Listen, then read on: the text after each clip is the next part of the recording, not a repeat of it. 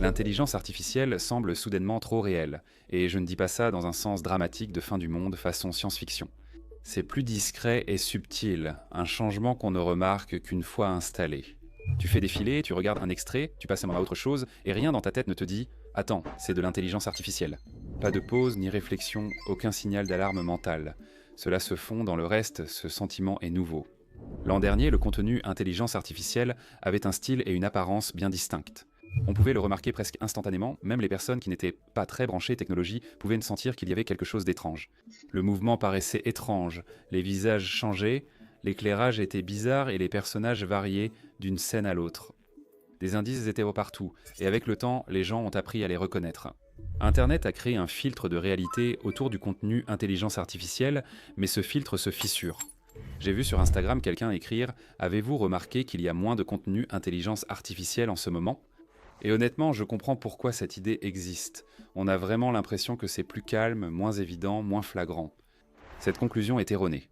En réalité, le contenu intelligence artificielle n'a jamais été aussi abondant. La différence, c'est aussi que ça s'est amélioré et aujourd'hui, la plupart ne le reconnaissent plus. L'intelligence artificielle a-t-elle ralenti? La vraie question n'est pas celle-là, mais ce qui a vraiment changé. Ce changement n'est pas issu d'une annonce majeure ni d'un lancement spectaculaire. Aucun modèle unique n'a tout bouleversé. Nous avons surtout constaté un flux continu de mises à jour, de nouveaux modèles d'images et vidéos, ainsi que de petites améliorations fréquentes. Un mouvement un peu meilleur ici, des visages un peu mieux là, un peu plus de stabilité dans l'ensemble. Rien qui ne saute aux yeux. Cela ne change pas tout à lui seul, mais suffisamment pour que les choses commencent discrètement à s'empiler les unes sur les autres en même temps. Le marché lui-même a aussi changé. Au cours de l'année écoulée, des plateformes d'abonnement à l'intelligence artificielle et des agrégateurs ont commencé à apparaître partout. Un seul tableau de bord, accès à un tas de modèles, images, vidéos, textes, audio, tout regroupé ensemble. Aujourd'hui, presque tous ont accès à de bons outils d'intelligence artificielle. C'est important car, avec un accès universel, les écarts de qualité brute s'estompent. C'est pourquoi le réalisme augmente soudainement. Si tout le monde utilise les mêmes modèles, les résultats ne paraîtront pas forcément plus crédibles. Pourtant, nous en sommes là, ce qui signifie que le véritable changement s'est produit ailleurs, il s'est produit dans la production. Longtemps, le contenu généré par l'intelligence artificielle paraissait artificiel car il était construit morceau par morceau. Vous créez dans un outil, exportez, déplacez, animez, modifiez, exportez encore, corrigez des erreurs, puis réalisez que le personnage ne ressemble plus à l'original. Chaque étape ajoutait de la friction, laissant des traces visibles.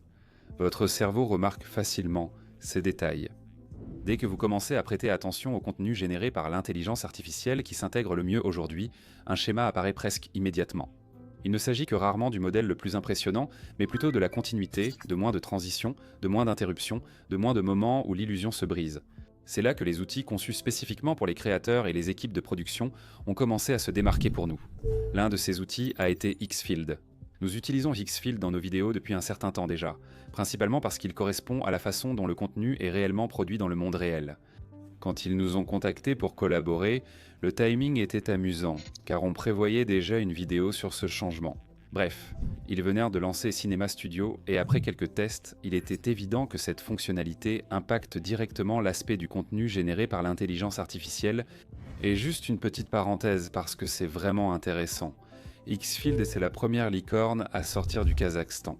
On n'entend pas ça très souvent dans le domaine de l'intelligence artificielle. Ça explique aussi en partie leur façon de fonctionner. Ils ont connu une croissance rapide, sont restés relativement discrets et se sont beaucoup plus concentrés sur l'exécution que sur le battage médiatique. Bref, revenons-en au sujet. Travailler sérieusement avec du contenu généré par l'intelligence artificielle révèle que les agrégateurs, utiles pour expérimenter, montrent vite leurs limites pour obtenir de vrais résultats. Quand la cohérence compte, quand les formats comptent, quand la rapidité compte, passer d'un outil à l'autre cesse très vite d'être amusant. Xfield adopte une approche très différente. C'est conçu pour la production, avec plusieurs modèles d'images et de vidéos régulièrement mis à jour. L'important n'est pas les noms des modèles, mais leur intégration dans un flux de travail cohérent. Même les petits détails comptent, comme choisir la résolution de génération et disposer de nombreux formats d'images adaptés aux usages réels, plutôt que d'imposer un format unique. Certaines options ne sont même pas proposées sur les plateformes des modèles d'origine. Elles peuvent sembler ennuyeuses sur le papier, mais ce sont exactement ces choses-là qui empêchent le contenu intelligence artificielle de ressembler à une simple démo. Une fois que vous avez généré une image, vous n'avez pas besoin de l'exporter et d'aller ailleurs pour l'animer, il suffit simplement de l'étendre. Même environnement, contexte et personnage, ce qui élimine beaucoup de raccords habituellement repérés. C'est là que Cinema Studio prend tout son sens. Cinema Studio était construit autour d'une idée très simple qui paraît évidente une fois qu'on l'a essayée. On débute par une image intentionnelle, en se concentrant sur la composition, l'éclairage, l'ambiance et le rendu de l'objectif, avant le mouvement. Vous générez d'abord une image maîtresse forte, cette image devient votre point d'ancrage. À partir de là, vous la transformez en vidéo. En prolongeant la prise, vous n'animez pas une image de la manière habituelle. Vous prolongez un moment dans le temps et cette différence se voit immédiatement dans le résultat. Le mouvement est ancré, la perspective cohérente, l'éclairage conforme à vos attentes. Cinema Studio propose des mouvements comme le travelling, panoramique, dolly, caméra à la main, orbite et drone. Vous choisissez la durée et la résolution, générez plusieurs prises, puis sélectionnez. Ceci fonctionne davantage comme une vraie production que comme l'intelligence artificielle traditionnelle, d'où cette différence liée à la logique optique. Cinema Studio s'appuie sur des profils de caméra et d'objectifs issus du cinéma, renforçant le rendu visuel. La perspective est correcte, la profondeur crédible, les plans ne semblent plus flottants ni déconnectés.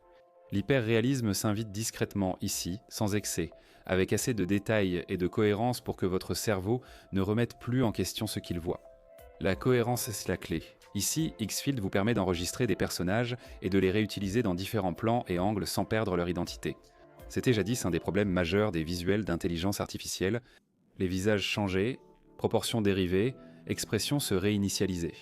Quand cela arrive, votre cerveau le remarque aussitôt.